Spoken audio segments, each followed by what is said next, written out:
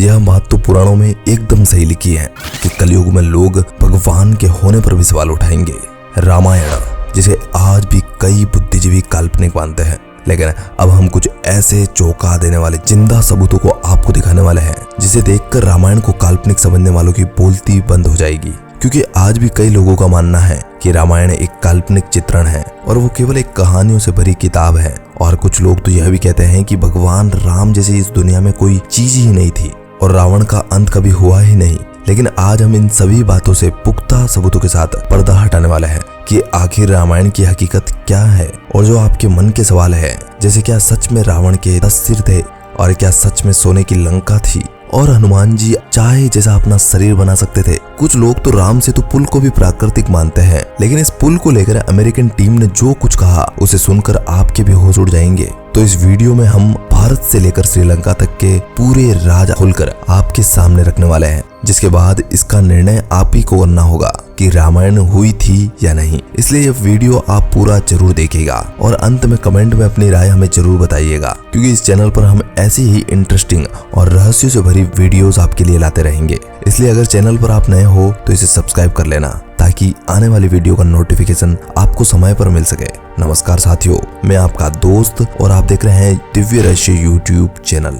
राम से जुड़ी कई निशानियां आज भी मौजूद हैं। आपको ये जानकर हैरानी होगी कि रामायण से जुड़ी कुछ ऐसी मान्यताएं हैं जिसकी शपथ श्रीलंका की कोर्ट में दिलवाई जाती है। अमेरिका के साइंस चैनल ने दावा किया कि राम सेतु वाकई मौजूद था। रामायण के सबसे पहले प्रमाण की अगर हम बात करें तो वो है श्रीलंका के रक्षक के रूप में रावण ने अपने द्वार पर विशाल काय हाथी को रखा था, लेकिन हनुमान जी ने लंका में पहुंचने के बाद उन्हें धराशायी कर दिया। वैज्ञानिक प्रमाण में लंका की स्थली के पास इतने विशाल काय हाथियों के अवशेष मिले हैं जो सामान्य हाथियों से बहुत ही बड़े हैं और ये कोई आम प्रमाण नहीं है बल्कि एक साइंटिफिक प्रमाण है। दूसरा प्रमाण, रामायण अनुसंधान टीम के अध्यक्ष अशोक कैंट का कहना है कि रावण की लंका वास्तव में श्रीलंका में ही है। यहाँ उसानगोड़ा, गुरुलोपोधा, तुतुपुलगंदा और वरियामपोला नामक 4 हवाई अड्डे हैं और इन्हीं हवाई अड्डों से रावण अपना पुष्पक विमान आसमान में उड़ाता था।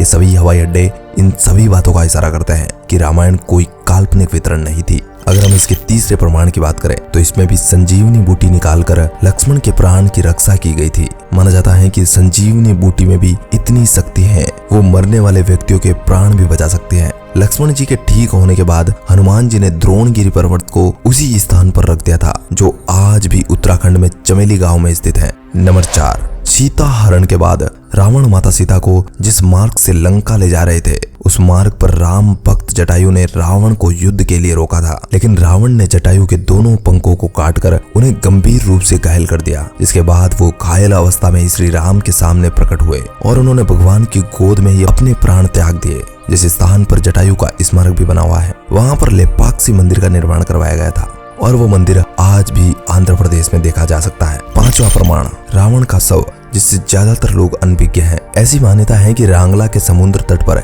एक ज्वालामुखी रावण की गुफा है जहां उसने घोर तपस्या की थी और उसी गुफा में आज भी रावण का शव मौजूद है और वो एकदम सुरक्षित रखा गया है। रेंगला के जंगल की गुफाओं में आज तक कोई भी नहीं जाता क्योंकि यहाँ पर जंगली और खूंखार चट्टानों का बसेरा है। रेंगला के इलाकों में रावण की यह गुफा 8000 फुट की दूरी पर स्थित है, जहाँ 17 फुट लंबी ताबूत में रावण का शव रखा गया है। बता दें कि इस ताबूत के बाहर एक खास तरह का लैंप लगा है क्योंकि ये ताबूत हजारों सालों से वैसा ही है जैसा आप लगता है। इससे यह साबित होता है कि रामायण सच में घटित हुई थी। 6वां प्रमाण, भगवान राम पर ब्रह्म हत्या का पाप चढ़ा था। ब्रह्म हत्या को हटाने के लिए उन्होंने भगवान शिव की आराधना की थी। भगवान शिव ने उन्हें 4 शिवलिंग बनाने के लिए कहा, जिसमें से एक शिवलिंग माता सीता ने बनाया था जो रेत का था और 2 शिवलिंग हनुमान जी के राज से लेकर आए थे और एक शिवलिंग भगवान राम ने अपने हाथों से बनाया जो आज भी उस मंदिर में मौजूद है। 7वां प्रमाण, हनुमान जी के द्वारा लंका जलाने से रावण डर गया था, इसलिए रावण ने ऐसे दोबारा हमलों से बचने के लिए सीता जी को अशोक वाटिका से हटाकर कोंडा कटुगाला में रख दिया। जिस जगह पर उन्होंने सीता माता को रखा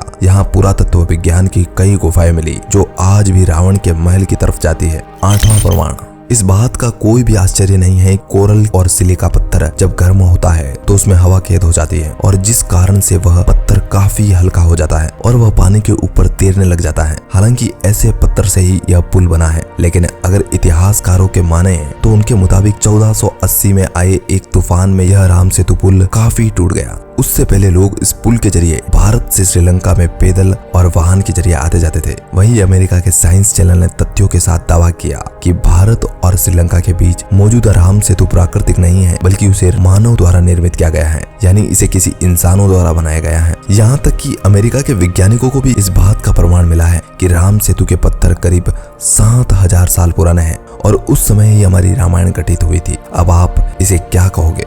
इसका 9वां प्रमाण, रामायण में वर्णन है कि रावण सोने की लंका में रहता था जिसे हनुमान जी ने जलाया था। पुरातत्व विभाग को श्रीलंका में एक महल मिला जिसे रामायण काल का ही बताया जाता है। 10वां प्रमाण, रामायण में लंका दहन का वर्णन किया गया है। हनुमान जी पूरे लंका को अपनी पूंछ से आग लगाकर जला देते हैं, जिसके प्रमाण उस जगह से मिलते हैं, क्योंकि जलने के बाद भी उस जगह की मिट्टी आज तक काली हो रखी है। अगर आप में से वहां पर कोई जाए तो इसे देख भी सकता है। 11वां प्रमाण, कोणेश्वर मंदिर के निर्माण के दौरान रावण ने वहां गर्म पानी का कुंड भी बनवाया था। उस मंदिर में वो आज भी गर्म पानी का कुंड मौजूद है, जिससे अब भी गर्म पानी निकलता है, जो राम रावण की अमर गाथा को रामायण के अंदर सत्य रूप से प्रमाणित करता है। 12वां प्रमाण, मान्यता है कि जब राम, लक्ष्मण और माता सीता वनवास के लिए निकले थे तो वह नासिक पंचवटी जंगल में रहते थे। इस जंगल में लक्ष्मण ने रावण की बहन शूर्पणखा की नाक काट दी थी। वो पंचवटी वन आज भी नासिक में मौजूद है, जहाँ पर लोग जाते भी हैं। 13वां प्रमाण, रामायण के अनुसार अपने वनवास के दौरान छत्तीसगढ़ के सिवरी नारायण में श्री राम की भेंट उनकी भक्तिन सबरी से हुई थी, जिनके झूठे बेर श्री राम ने खाए थे। सिवरी रामायण में राम के आने के प्रमाण आज भी देखने को मिल जाएंगे। सबरी और रामायण के नाम पर ही इस जगह का नाम सिवरी नारायण रखा गया है। 14वां प्रमाण, यह पग चिन्ह जब हनुमान जी माता सीता को खोजने के लिए गए थे तब उन्होंने अपना एक विशाल रूप धारण किया था, और वे निशान जो आज भी श्रीलंका में मौजूद हैं। लोग वहां जाते हैं, उन्हें देखते हैं, उनके दर्शन भी करते हैं। 15वां प्रमाण, बाली के डर से सुग्रीव जिस गुफा में रुके थे वह गुफा आज भी मौजूद है। रामायण के अनुसार बाली ने तुदुम्बी नामक राक्षस को मारकर उसका शरीर काफी दूर फेंक दिया था। हवा में उड़ते हुए तुदुम्बी के खून के कुछ बूंदे मार्तंग ऋषि के आश्रम की ओर गिर गई। ऋषि ने अपने तप के बल पर यह जान लिया कि वह किसकी हरकत है। फिर क्रोधित हुए ऋषि ने बाली को श्राप दे दिया कि वे कभी भी ऋषि पर्वत के क्षेत्र में नहीं आ पाएंगे, और अगर वे गलती से भी आ गए तो उनकी मृत्यु वहीं हो जाएगी। कहा जाता है कि सुग्रीव को राज्य से निकालने के बाद वे उसी जगह पर जाकर रहे थे, क्योंकि वह जानते थे कि बाली यहाँ नहीं आ सकता, और इसी जगह पर सुग्रीव की मुलाकात श्री राम जी से हुई थी। बाद में राम जी ने बाली का वध कर दिया था और सुग्रीव को किष्किंधा का राज्य दे दिया। 16वां प्रमाण, यह वही जगह है जहाँ रावण से सीता जी को बचाने के बाद भगवान राम ने उन्हें अपनी पवित्रता दिखाने को कहा था, जिसके लिए सीता जी को अग्नि परीक्षा देनी पड़ी थी। आज भी यहाँ वो पेड़ मौजूद है जिसके नीचे माता सीता ने यह परीक्षा दी थी। उस पेड़ के नीचे लोग जरूरी फैसले लेते हैं, क्योंकि यह जगह बहुत ही ज्यादा पवित्र है। दोस्तों, इन सभी प्रमाणों के बारे में आपकी क्या राय है? क्योंकि ये तो कुछ ही प्रमाण है। वैसे देखा जाए तो रामायण को शब्दों से तो बयां किया ही नहीं जा सकता। दोस्तों, अब आपको क्या लग रहा है? क्या रामायण अब भी एक काल्पनिक चित्रण है या एक वो कहानियों की किताब है? अपनी राय हमें कमेंट के माध्यम से जरूर बताना, और यह वीडियो पसंद आई हो तो इसे लाइक करना मत भूलिएगा। धन्यवाद।